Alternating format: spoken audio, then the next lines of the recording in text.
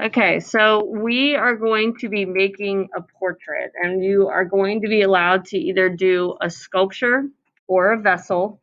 So it's still going to be sculptural even if you do a vessel, and a vessel is just something that holds something or functions in a certain way. So I have examples of both of those things, and you'll be able to tell. Um, and it should have meaning. Okay, so you are going to be able to choose whoever face you want to sculpt or kind of look at for sculpting. If it doesn't look exactly like the person or anything, that's not a huge deal. But you are going to be thinking of keeping somebody in mind when you're creating this. It can be anyone's face, even your own. Uh, think about what makes that person unique, and you're basically going to be like making a tribute for that person.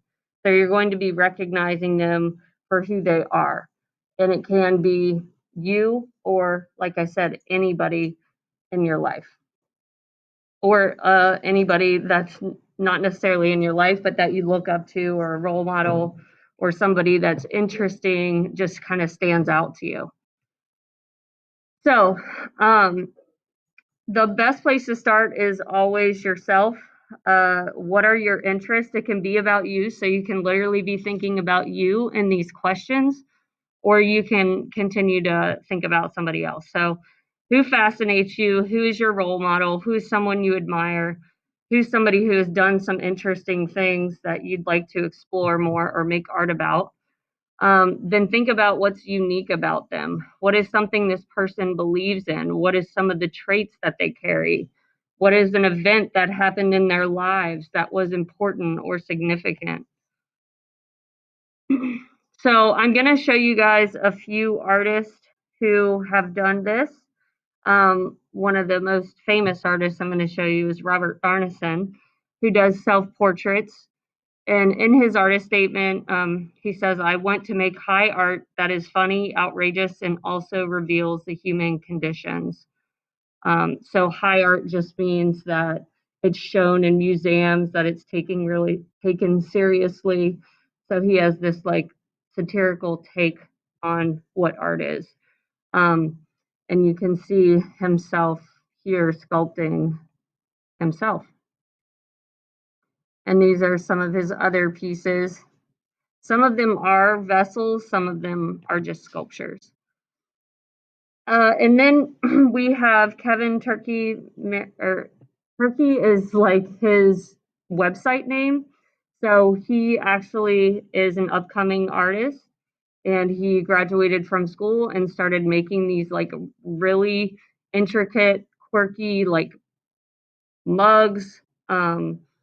I'll show you his website in a second, but he just makes some really interesting things, and he's making a great living doing this as his job.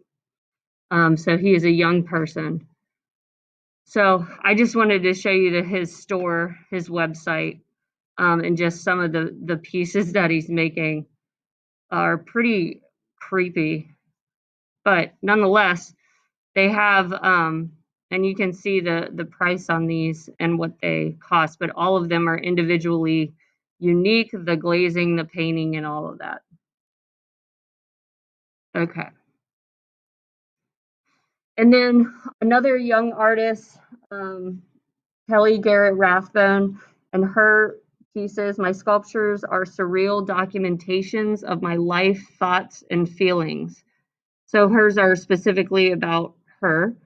Again, so a lot of times it's easier to make artwork about yourself because you know all about you, but you don't have to. And this is her working. You can see how she like works and props up her work. And sometimes I know some of us struggle with like creating strong things to kind of work around that can help you support your piece. So I just wanted to show this right here. And just for reference, this is a reduction kiln. It's a gas kiln. Um, this is actually like a medium-sized one, but this gets front loaded, and then like all of these bricks get piled up here, and it's fired with gas. some of her pieces. Some of them, again, are sculptural, and some of them have a little bit of both, like vessels and sculpture. And then just like some historical thoughts. I mean, if you think about in time, we're humans. We like to sculpt humans. We like to study the body. So you're going to see this throughout history of ceramic artists using the human body to create work. Greek pottery, we've looked at this before. So the one challenging part with this project, I mean, obviously sculpting a face is challenging. We're going to revisit how to do that. But making your piece unified so that everything looks like it fits together. And your portrait should successfully be unified with additive parts. So remember, you're going to be adding things to create meaning or say something about the particular person you're sculpting. You also have to think about the foundation of the piece so that it's not just like, here's a face, I'm going to glue it to some side of a pot, or like, and that could very well work. You just have to think how it's integrated. Um, or like, what is the foundation of your piece? How is it going to be shown or viewed or worked on? Okay, so that's kind of the what I'm thinking of. So we are going to look at proportion again. Even though your pieces may be exaggerated, the placement of like your eyes, nose, mouth should all be relatively proportional. They can be like blown up a little bit or something here or there, exaggerated, but like I said, the placement should be accurate. Okay, so some things to think about. Your ideas should represent a person of your choice, and you can pay tribute to that person. I just want to say, like, this person doesn't have to be like this holy person and like they're really great. Maybe you're interested in like sci-fi, or maybe you're interested in crime.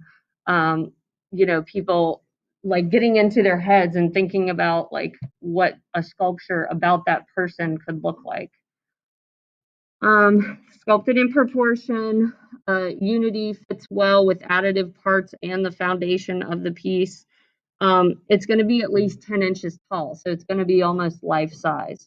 So if you were to do like your neck to the top of your head, that should be about 10 inches. Um, Craftsmanship and how much you challenge yourself is always a part of the grade. So here's some student examples from the past. Um, these two examples are about the students, and this is kind of like a mountain cap on top of this kid. He actually he had something to do with like skiing and the Olympics, actually. So it was like a really big part of his life. This one is like opening your mind and letting it be unlocked and freeing yourself. That's kind of what this person was talking about. A couple more pieces. So yeah, I mean, this one can really be about many things, but like this one was kind of about anxiety and feeling anxious and kind of like all this jumbling happening up in your head, not feeling connected. There's like cracks down at the bottom that were purposeful. Um, so like a rugged, worn out old shoe with a face like sculpted on top of it, actually using some other mediums to create the piece, like the shoelaces. Okay, so I just want to talk about the process, and I'm going to be making some videos for this so you guys have a little bit of an outlet on where and how to do this. So we're going to have a planning sheet, and that's kind of going to get you started on thinking about who you're going to make this about, what are some interesting things about this person, and then how you plan to actually create it, like your process. And then you'll be sketching 3 different ideas. Please try your best. I'm going to talk about sketching here in a second. You can use a plaster mold that I have, and I didn't bring one over here, but I'll show you in just a second, where you can wrap clay around this already started like plaster mold basically, and you wrap a slab around it, And then once it gets to a certain like hardness, you can cut it off of the plaster piece and like interlock them back together. So you already have like an actual head. Again, it doesn't have to be a full around head. It can be more of a vessel type thing where you're building something onto a surface of a pot, um, like somebody did a shoe. So you can think about that. Um, you can also use um, newspaper, crumbled up newspaper. It's kind of like using oil clay, but you would crumble it up just to get the overall form of the face and maybe like tape on some like cheekbone kind of stuff. And then you lay your clay over top of that. And that can be a way to start building, especially if you're only going to be doing the front of the face and not the full head. Um, draw in your proportional lines once you kind of have your facial structure began. And then you're going to be sculpting the facial features, which I will make videos on each facial feature. And I actually have already done that for another class. And then you'll be attaching other things to make more meaning. Okay. So, like, it's not just going to be a head, there's going to be something else that goes along with the head to create that meaning. Okay. And